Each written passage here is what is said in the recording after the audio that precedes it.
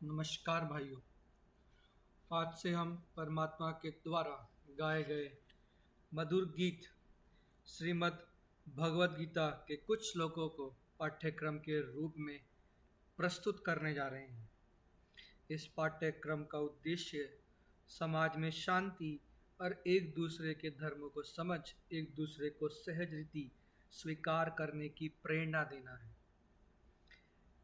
भगवद गीता परमात्मा के द्वारा गाया गया मधुर ज्ञान है जो कि हम सभी मनुष्यों के कल्याण के लिए है। लेकिन यहाँ प्रश्न उठता है कि हम कौन हैं? क्या हम स्वयं को जानते हैं? परमात्मा कौन है? क्या हम परमात्मा को जानते हैं? हमारा परमात्मा से संबंध क्या है? यदि किसी व्यक्ति से पूछा जाए आप कौन हैं, तो इस प्रश्न के जवाब में लोग अपना नाम, धर्म, जाति, व्यवसाय आदि बताते हैं। जैसे कोई कहे मेरा नाम फलाना है, मैं एक इंजीनियर हूँ। लेकिन इस वाक्य में मैं या मेरे शब्द से कौन संबोधित होता है? वह कौन है जिसका नाम कुछ है, या वो कौन है जो इंजीनियर है?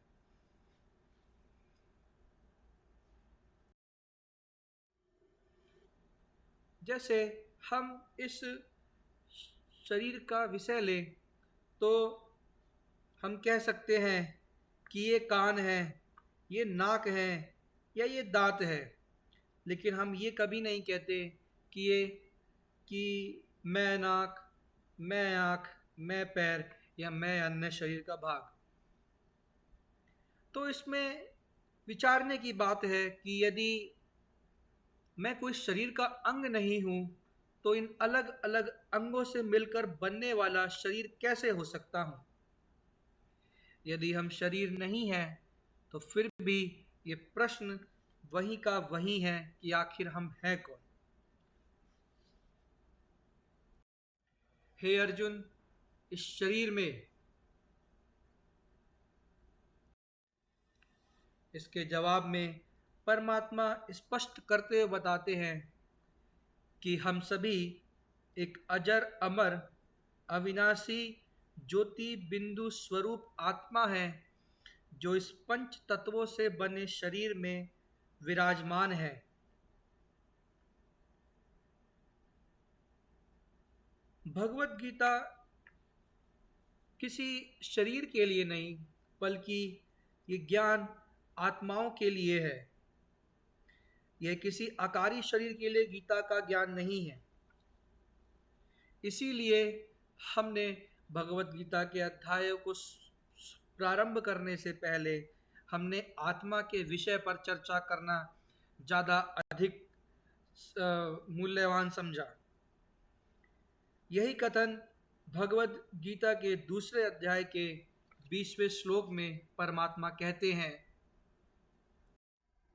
न जायते म्रियते वा कदाचि निन्यायम भूत्वा भविता वा न भूया अजो नित्या शाश्वतोयम पुराणो न हन्यते हन्यमाने शरीरे।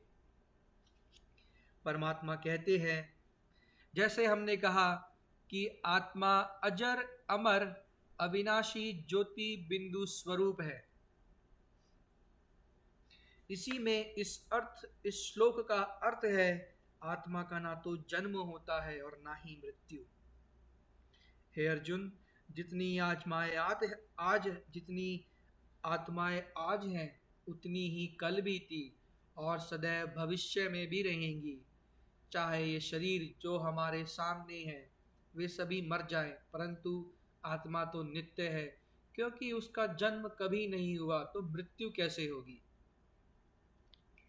इसी में मेरा एक विचार है कि जब गर्भ में एक अजन्मा शिशु होता है तो कुछ स्त्री के गर्भधारण के कुछ हफ्तों बाद 20 से 24 हफ्तों में आत्मा गर्भ में प्रवेश करती है, और जैसे ही प्रवेश करती है तो उस जड़ शरीर में, वो शरीर जो केवल पंच तत्वों का बना है, उसमें चैतन्यता आ जाती है, जिसका प्रमाण है शिशु का गर्भ में अपने पैर का हिलाना।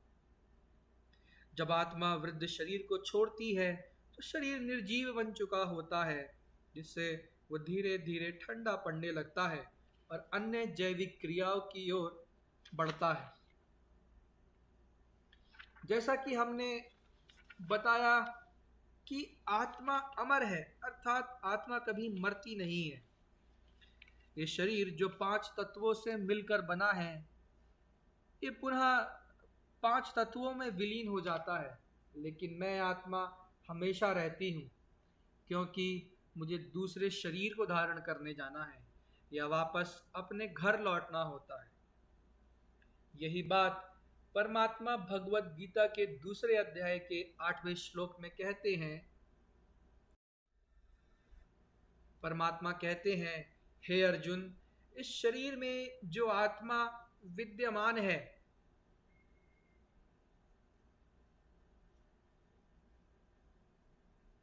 वो इस शरीर को धारण करने से पहले इस संसार में होते हुए भी नहीं होती है, और मरने के बाद भी ऐसा ही होता है। मृत्यु उपरांत हम आत्मा को नहीं देख सकते, वो केवल जन्म और मृत्यु के बीच में ही प्रकट रहती है। जैसा कि हमने कहा कि आत्मा अविनाशी है, अर्थात ये शरीर तो विनाश को प्राप्त होता है, लेकिन मैं आत्मा सदैव रहती हूँ। इस शरीर का कोई अंग कट भी सकता है या मर भी सकता है, लेकिन आत्मा अनादि काल से थी और अनादि काल तक रहेगी। जैसा कि मैंने कहा कि आत्मा बिंदु स्वरूप है।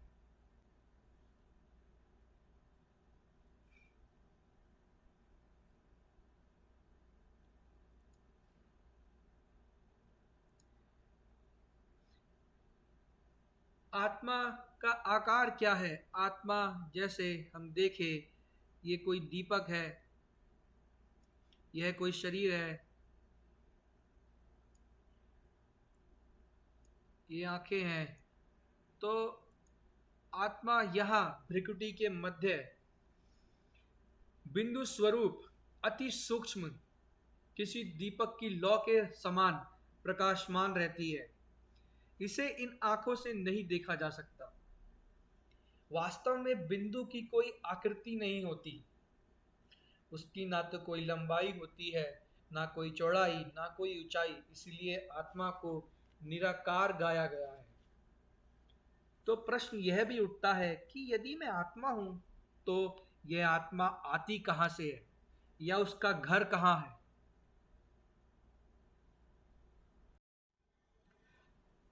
आत्मा का घर इस स्थूल दुनिया, ये धरती जिस पर हम रहते हैं, इससे ऊपर,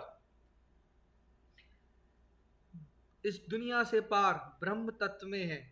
इसलिए कुछ लोग यह भी कहते हैं कि आत्मा शरीर छोड़ ब्रह्म तत्व में विलीन हो गई, क्योंकि वास्तव में जब आत्मा के इस इस लोक से आत्मा के जब वापस इस सृष्टि पर आने का समय होता है, तो वह अपने घर को छोड़ अपने आप इस स्थूल संसार में आती है और किसी गर्भ में प्रवेश कर अपनी जीवन यात्रा को शुरू करती है, क्योंकि उसे इन आँखों से नहीं देखा जा सकता। इस आत्मा को इन आँखों से आते जाते नहीं देखा जा सकता, इसीलिए इसको कहा जाता है कि मृत्यु के उपरांत वो शरीर को छोड़ ब्रह्म तत्व में विलीन हो गई। अर्थात लोग मानते हैं कि वह पहले से विलीन थी, मतलब इन आँखों से नहीं देखी जा सकती थी, और अब पुनः मृत्यु उपरांत शरीर छोड़ ब्रह्म तत्व में जा विलीन हो गई। वास्तव में वह हमेशा रहती है, कभी कहीं विलीन नहीं होती। इस लोक को परम धाम भी कहते हैं। परम का अर्थ है जो सबसे श्रेष्ठ है, जो सबसे ऊपर है। धाम का अर्थ है निवास स्थान।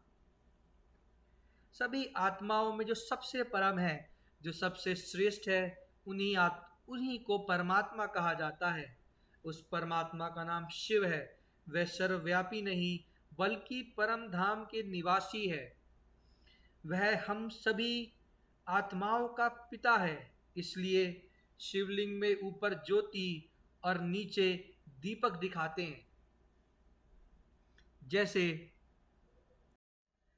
ये परमात्मा शिव, इसीलिए शिवलिंग में ऊपर ज्योति, यह एक ज्योति के लौ के समान,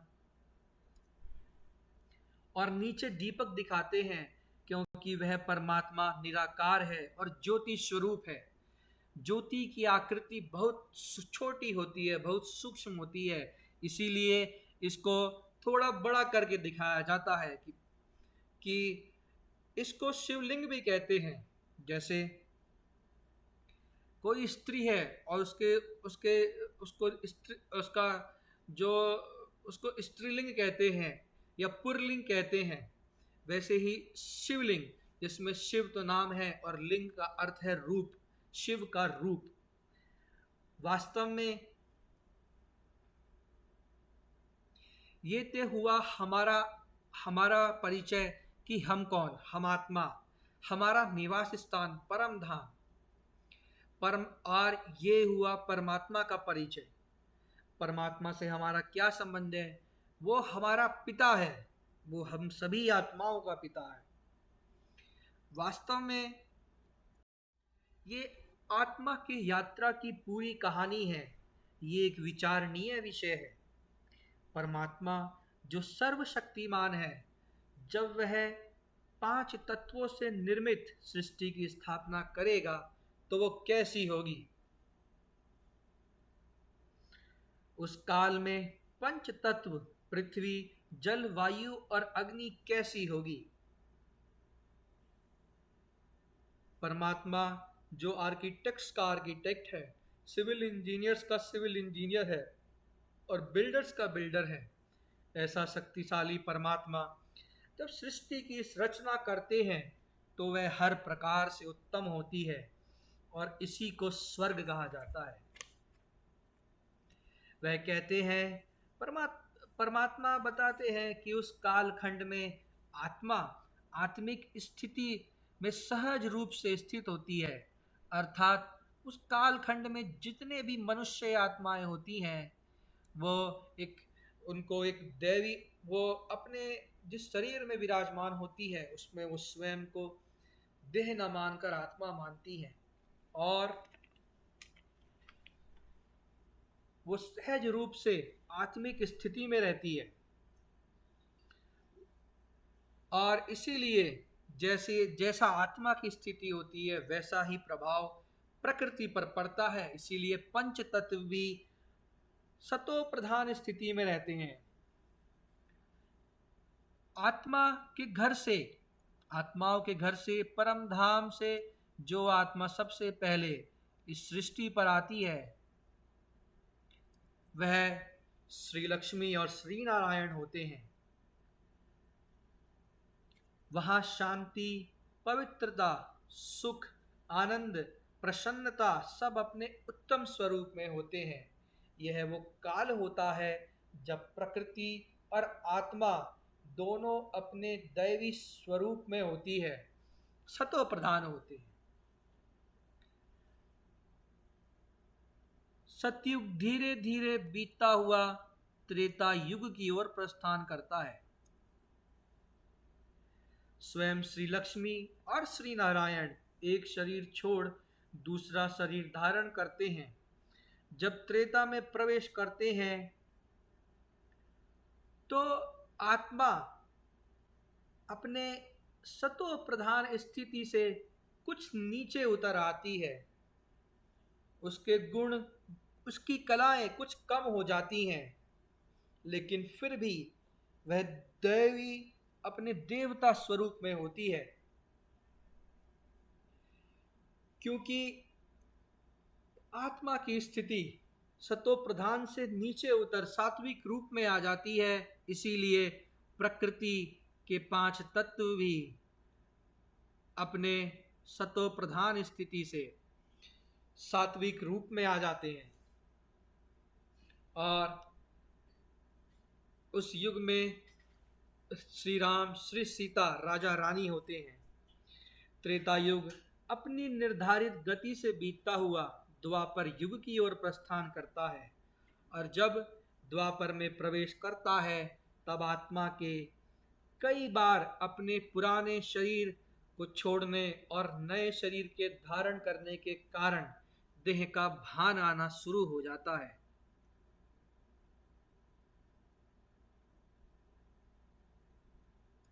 वास्तव में ये जो दो युग हैं, सतयुग और त्रेता युग, इसी कालखंड को सतयुग कहते हैं। सतयुग संपूर्ण स्वर्ग है, त्रेता उससे कुछ कम सुखों वाला स्वर्ग है, लेकिन वहां दुख का कोई नामो निशान नहीं होता। अब जब समय द्वापर युग की ओर पहुंचता है जो तो तो जो देवी देवता अपने आत्मिक स्वरूप में स्थित है, अब वह स्वयं को देह समझने लगते हैं। वह स्वयं को भूल जाते हैं कि हम वही देवी देवता है और स्वयं को देह समझने के कारण आत्मा में विकार प्रवेश करने लगते हैं, जैसे काम, क्रोध, लोभ, मोह, अहंकार। लेकिन ये पांचों ही विकार की संख्या बहुत कम होती है, अर्थात यदि 100% में देखा जाए तो 1% से शुरू होती है, जिस और इस बात का आत्माओं को ज्ञान भी नहीं होता। आत्मा सात्विक प्रवृत्ति से नीचे उतर राजसिक प्रवृत्ति में आ जाती है और इसका सीधा प्रभाव प्रकृति पर भी पड़ता है। हम कोरोना काल में देख चुके हैं, जब सभी मानव मनुष्य आत्माएं अपने अपने घरों में बंद थे, उसका प्रकृति से कुछ डायरेक्ट संबंध नहीं था। प्रत्यक्ष तौर पे संबंध ना होने पर हमने देखा कि कैसे जो जल है कितना पवित्र और निर्मल हो गया।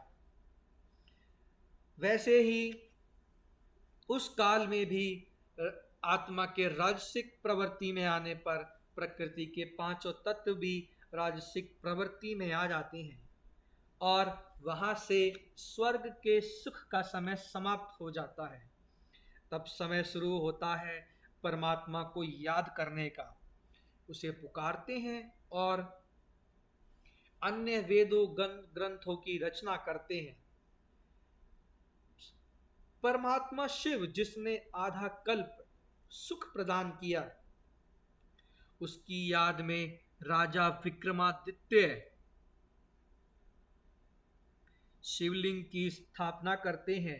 सोमनाथ के मंदिर में परमात्मा की याद में शिवलिंग की स्थापना करते हैं।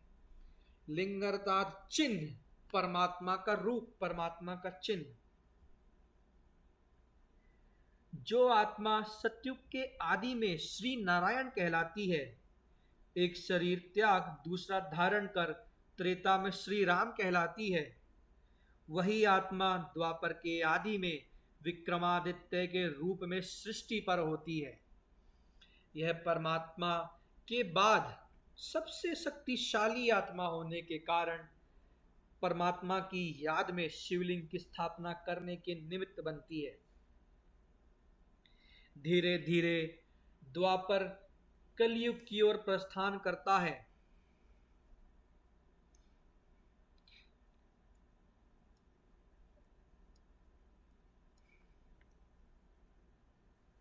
कलयुग में आत्मा तामसिक प्रवृत्ति की हो जाती है और कलयुग अंत आते आते तमो प्रधान। इस समय ये पूरा समय कलयुग का और इस कलयुग के अंत में आत्मा तमो प्रधान होती है और इसका सीधा प्रभाव प्रकृति पर भी पड़ता है। प्रकृति के पांचों तत्व तमो प्रधान हो जाते हैं, वह भी दुख देने लगते हैं। कभी बाढ़, कभी भूकंप, कभी तूफान, ये सब प्रकृति के रूप में बहुत ही आम बात हो जाती है। जैसे लंका में राक्षसनियां सीता माता को सदैव घेरे रहती हैं और अनेक दुख देने के प्रयत्न करती हैं, वैसे ही आत्मा भी काम, क्रोध, लोभ, मोह, अहंकार रूपी राक्षसों के अधीन होकर ना जानते हुए भी कर्म करता है, जिससे एक दूसरे को दुख पहुंचता है।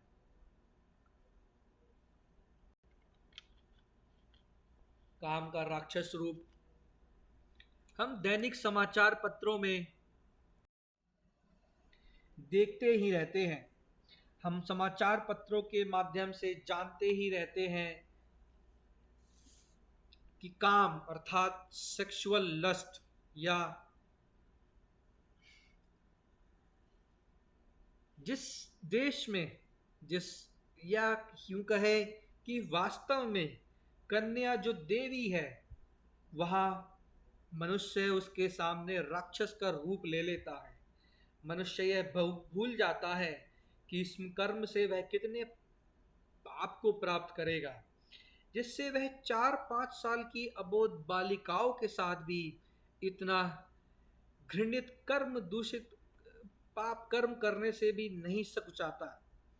इस अंत समय में नारी जो जन्मदाता है, वह जन्मदाता होते हुए भी स्वयं को असुरक्षित पाती है। यदि क्रोध की बात की जाए, कलयुग अंत में मनुष्य क्रोध में किसी की भी छोटी छोटी बातों पर भी हत्या कर देता है, केवल अपनी क्रोध की अग्नि को शांत करने के लिए। वह यदि पाता है कि कोई मेरे से कमजोर है, तो उसको मारने पीटने लगता है बिना कारण ही।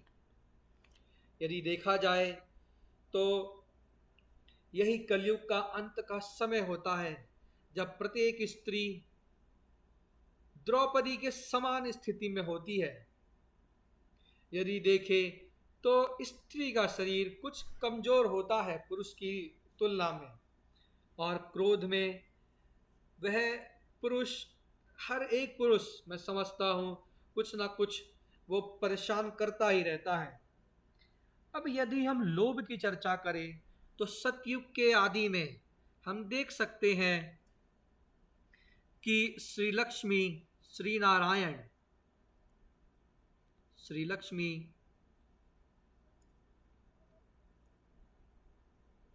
श्री नारायण इतने महान राजा रानी होते हैं कि उनके द्वार प्रजा के लिए हमेशा खुले रहते हैं।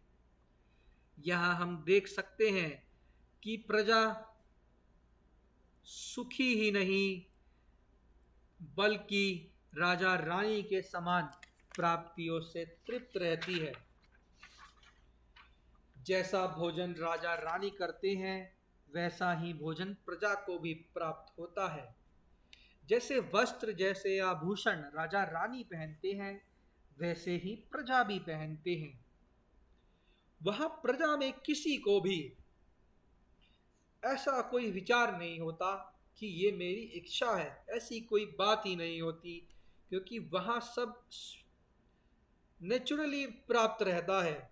इसलिए इसीलिए कहा जाता है कि वहां इच्छा मात्रम अविद्या होती है। इच्छा शब्द की अविद्या होती है। इच्छा क्या शब्द है वहां मालूम ही नहीं होता, इसका ज्ञान ही नहीं है। इसीलिए इसे स्वर्ग कहा जाता है, संपूर्ण स्वर्ग। लेकिन कलयुग के राजा रानी लोभ रूपी राक्षस के अधीन होकर इतना भ्रष्टाचार करते हैं कि उनकी प्रजा को दिन में भर पेट खाना भी नहीं मिलता। कई आत्माएं तो भूख से बेकार हुए शरीर को असहनीय पीड़ा में छोड़ देती हैं। कई मनुष्य आत्माओं को स्वच्छ जल और स्वच्छ भोजन भी नहीं मिलता। स्वच्छ जल और स्वच्छ भोजन के अभाव में गंभीर बीमारियों से वे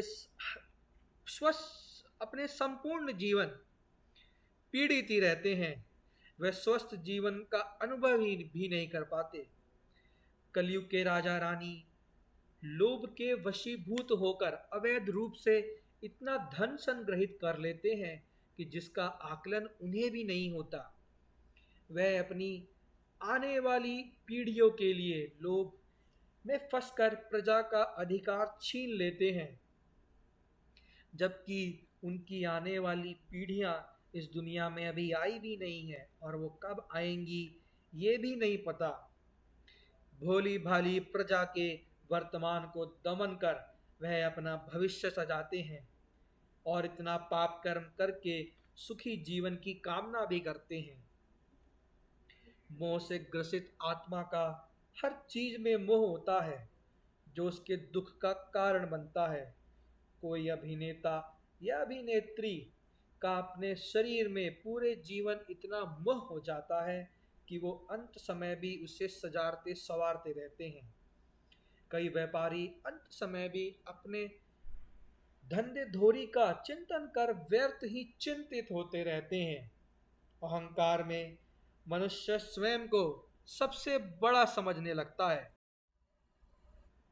वह भूल जाता है कि सबसे बड़ा तो परमात्मा शिव है, या यूं कहे वह स्वयं को ही भगवान समझने लगता है। अहंकारी मनुष्य जो संसार में उच्च पद पर आसीन होता है, अपने शक्ति का दुरुपयोग करते हुए अपने प्रशंसकों को, अपने करीबी मित्रों व संबंधियों को अनुचित लाभ पहुंचाता है, जिनमें वर्तमान के राजा रानी भी हैं। दूसरी तरफ अपने निंदकों को, या यूं कहे जो उनमें कुछ न कुछ खामियां निकालते हैं, उनको कुछ न कुछ प्रकार से हानि पहुंचाने की चेष्टा करता है। यदि हम देखें तो जब यह विकार सभी विश्व की सभी आत्माओं में संपूर्ण रूप से विद्यमान होते हैं, उसे ही संपूर्ण नरक कहा जाता है।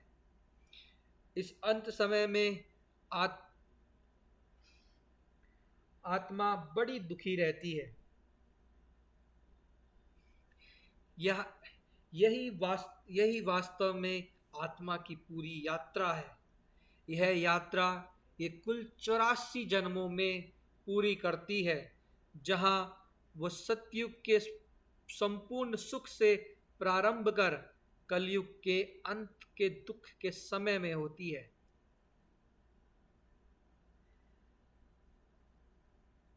जब 1854 में चार्ल्स डार्विन, प्रसिद्ध वैज्ञानिक चार्ल्स डार्विन इवोल्यूशन जैसे सिद्धांत देते हैं, और 1927 में जॉर्ज लेमेत्री बिग बैंग सिद्धांत देते हैं, तब समाज का पढ़ा लिखा वर्ग स्वयं को मात्र एक शरीर समझने लगता है। उस पढ़े लिखे वर्ग का प्रभाव और भी वर्गों तक पहुंचता है, जिससे संसार की जो मूल सत्ता आत्मा है उसका नाश हो जाता है, अर्थात धर्म का नाश हो जाता है।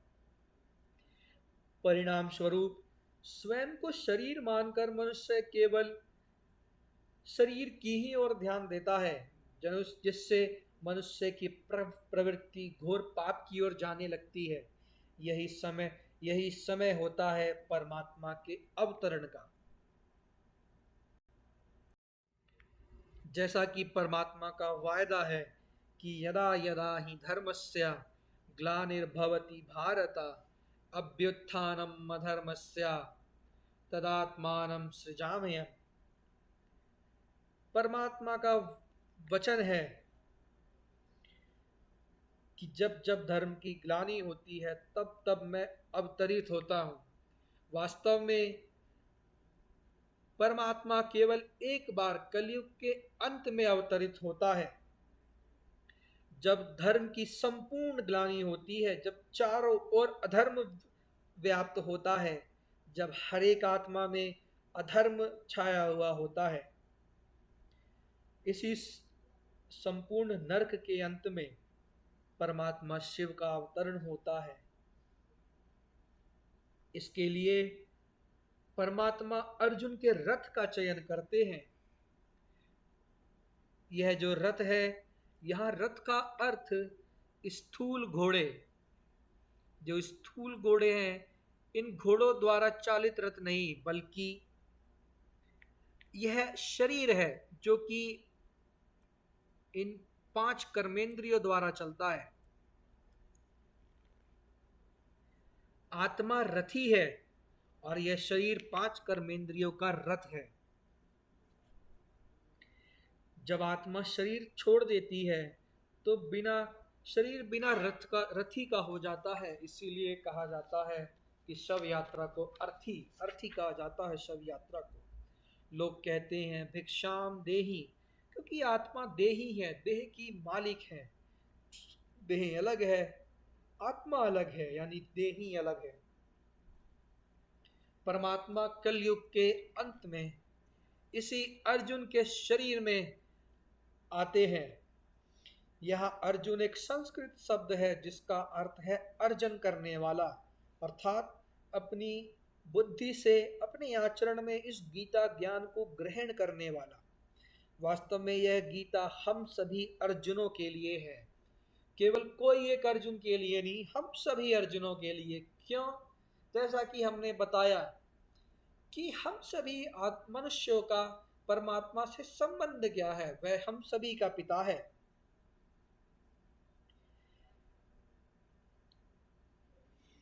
परमात्मा बताते हैं गीता के 3 अध्याय के 10वें श्लोक में कि सृष्टि के आदि में प्रजापिता ब्रह्मा ने यज्ञ रचा।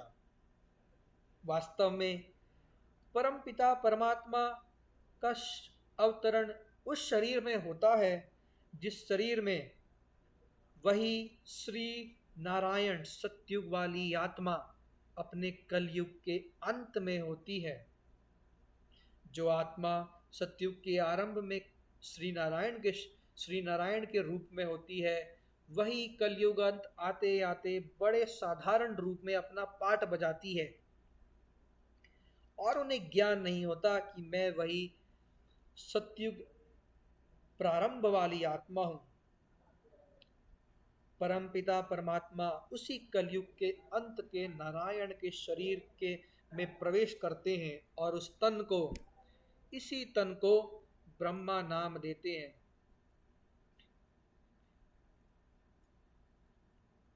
और कहते हैं, हे अर्जुन, अर्जुन अर्थात अर्जन करने वाला, हे अर्जुन, तुम अपने जन्मों को नहीं जानते, लेकिन मैं तुम्हारे सभी जन्मों को जानता हूँ। और वह अर्जुन को युद्ध के लिए प्रेरित करते हैं। वह हमें किसी हिंसक युद्ध को नहीं, बल्कि मनोविकारों के युद्ध के मैदान में ले आते हैं और कहते हैं, हे अर्जुन, काम, क्रोध, लोभ, मोह, अहंकार ये सब तुम्हारे शत्रु हैं। इसने तुम्हें श्रेष्ठ नारायण पद से गिराकर इस साधारण स्वरूप में ला दिया है। परमात्मा शिव, जो सभी आत्माओं को पिता है, वह अपने बच्चों के लिए इस युद्ध में जीतने पर स्वर्ग की सौगात लाते हैं। जब कलयुग अंत में आते हैं तो कलयुग का अंत हो जाता है और सतयुग का स्थापना हो जाता है। इसी सतयुग की स्थापना के लिए धर्म का प्रचार करते हैं और अधर्मी सृष्टि का विधाता के विधान अनुसार विनाश हो जाता है। इसी विनाशकारी समय का उल्लेख युद्ध के मैदान के रूप में भगवद गीता के पहले अध्याय में है। इस विनाशकारी समय के बाद भारत पुनः स्वर्ग बनता है। यह बात केवल वर्तमान भारत के लिए नहीं है, बल्कि पूरी पृथ्वी के लिए है, क्योंकि पूरी पृथ्वी नरक बन चुकी होती है और पूरी पृथ्वी फिर स्वर्ग बनती है। परमात्मा केवल भारतवासियों का पिता नहीं है, बल्कि पूरे संसार के मनुष्य आत्माओं और अन्य जीव जंतुओं का भी है। भगवत गीता में भारत शब्द केवल इस देश के लिए नहीं है, बल्कि इस पूरी पृथ्वी के लिए है, जो इतने प्राणियों का भार अपने ऊपर लिए है। भारत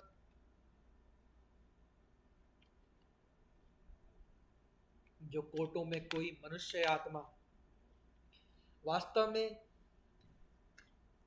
जब परमात्मा इस साधारण टर्म में अवतरित होते हैं तो हर कोई मनुष्य उन्हें पहचान नहीं पाता, लेकिन जो कोटों में कोई मनुष्य आत्मा उन्हें पहचान लेती है वह युद्ध करने को तैयार हो जाती है और युद्ध अर्थात मनोविकार रूपी युद्ध करने को और स्वर्ग का राज्य भाग्य परमात्मा शिव से लेती है। ज्ञान सागर परम पिता परमात्मा शिव ज्ञान देकर हमें पतित से पुनः पावन बनाते हैं, और जब हम पावन बन जाते हैं तो स्वर्ग के अधिकारी बन जाते हैं। परमात्मा जिनकी महिमा में गाया गया है, सब धरती कागज करूं, लेखनी करूं वनराज, सात समुद्र की मसी करूं, पर गुरु गुण लिखा न जाए। अर्थात सब धरती को कागज बना लूं, सारे समुद्र की स्याही बना लूं और सारे वनों की लेखनी बना लूं, फिर भी परमात्मा की महिमा लिखूं तो भी लिखने में असमर्थ हूं। ये बात संत कबीर दास कहते हैं। जैसे सागर को किसी बांध में नहीं बांधा जा सकता, वैसे ही परमात्मा जो अपने अंदर संपूर्ण जगत के ज्ञान को समाये हैं उसे किसी ग्रंथ में नहीं बांधा जा सकता। यही बात परमात्मा दूसरे अध्याय के 46वें श्लोक में कहते हैं। श्लोक है, यावना यावानर्था उदापाने सर्वता संप्लुतु संप्लुतोदके तावान सर्वेषु वेदेषु ब्राह्मणस्य विजानता। अर्थात हे अर्जुन, जब मनुष्य को सभी ओर से संपन्न कोई नई वस्तु प्राप्त हो जाती है तो उसका पुरानी वस्तु की ओर कोई लगाव नहीं रह जाता। इसका उदाहरण हम अपने दैनिक जीवन में देखते ही रहते हैं। कोई नई वस्तु हमें प्राप्त हो जाती है तो पुरानी वस्तु को भूल जाते हैं। ऐसे ही परमात्मा बताते हैं कि जब मैं स्वयं ज्ञान सुनाता हूँ तो मनुष्य का वेदों से कोई लगाव नहीं रह जाता, या जो मुझे पहचान लेता है उसका कोई भी अन्य ज्ञान में लगाव नहीं रह जाता। वो केवल केवल मेरी बातों को सुनता है और उस मार्ग पे चलता है। इस कारण वो कलयुग के अंत में ब्रह्मा तन में अवतरित होकर सभी मनुष्य आत्माओं को ब्रह्मा मुख से ज्ञान सुनाते हैं। उसी कलयुग अंत का ज्ञान का कुछ अंश आज हमारे पास भगवत गीता ग्रंथ के रूप में संचित है, जिसे हम परमात्मा की दृष्टि से समझने का प्रयास करेंगे अगले वीडियो में। परमात्मा के द्वारा दिए गए गीता ज्ञान को सुनने से ब्रह्मा पुनः श्री नारायण और सरस्वती पुनः श्री लक्ष्मी बनती है, क्योंकि नियम अनुसार विष्णु ही ब्रह्मा बनते हैं। विष्णु ही सतयुग से नीचे उतरते उतरते उतरते कलयुग अंत में ब्रह्मा बन जाते हैं।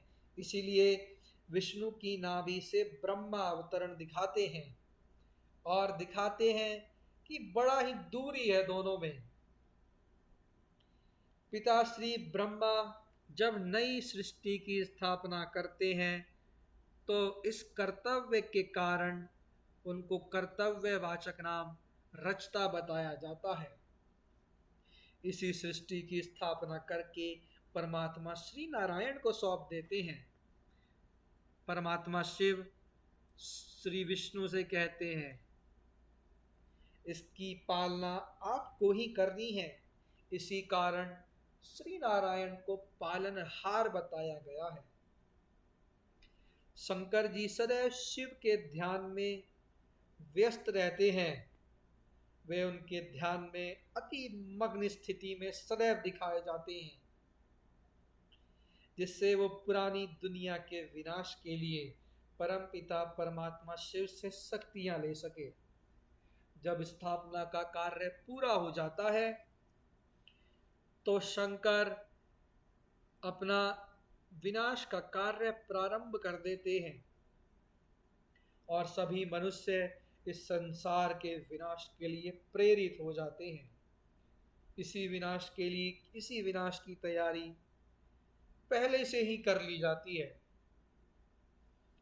इसी विनाश के लिए हाइड्रोजन बम, एटम बम, लंबी दूरी की मारक रखने वाली मिसाइल्स, ऐसे ऐसे विनाशकारी साधनों को तैयार किया जाता है। अच्छा, तो हम इस वीडियो में आत्मा और परमात्मा का परिचय दे चुके हैं। अगली वीडियो में हम भगवत गीता के श्लोकों को प्रारंभ करेंगे, जिसका अनुसरण हम अपने जीवन में कर हम साधारण ब्रह्मा रूप से पुनः विष्णु रूप में आ सकते हैं। अच्छा, धन्यवाद।